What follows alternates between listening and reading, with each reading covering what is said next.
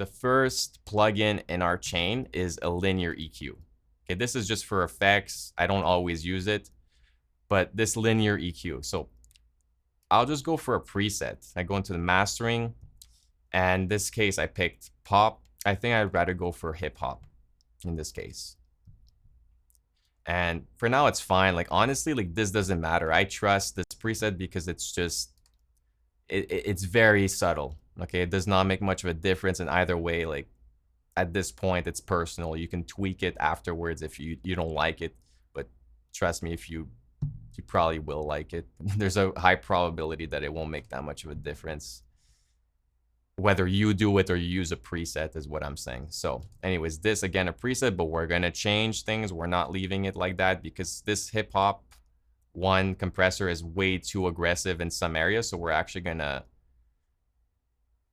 well, I guess I should start by explaining what this is. This is a what they call a multipressor, or that's for short, and for long it's a multi-band compressor. So this is a compressor slash EQ combination. Okay, so we've actually got 4 different compressors, and they're operating in 4 different spectrums of the frequency spectrum that we've got. So, you know, this is like low mids, and highs, I guess we can say.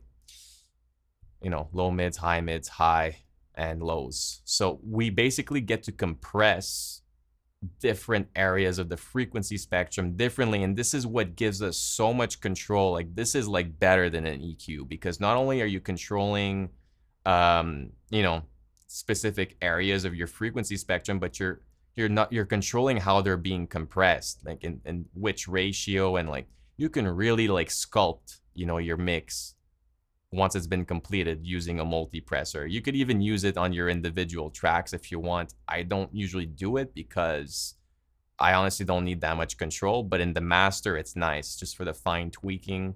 So we're gonna get into that.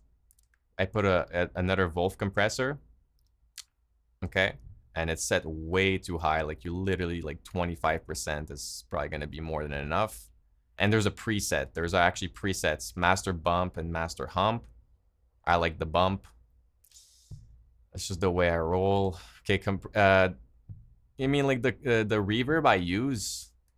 It's a preset called 80s Golden Gate, but I just set it to this. Like I edited it. It's just to give like a little bit of like, it's glue. It's just so it sounds like all the tracks are like in the same space. Okay, so you don't even want a reverb. You just want it. You're using it as glue. So it's very, very subtle.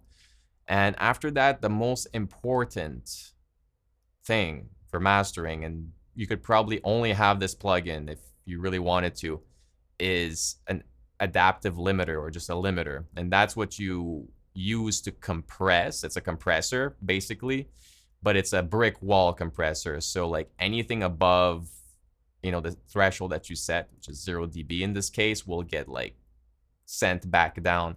So here again, you like, once again, like any other compressor, you want to make sure that you're not getting more than 5 dB of gain reduction. Otherwise, it might sound unnatural. So we'll have to check that out.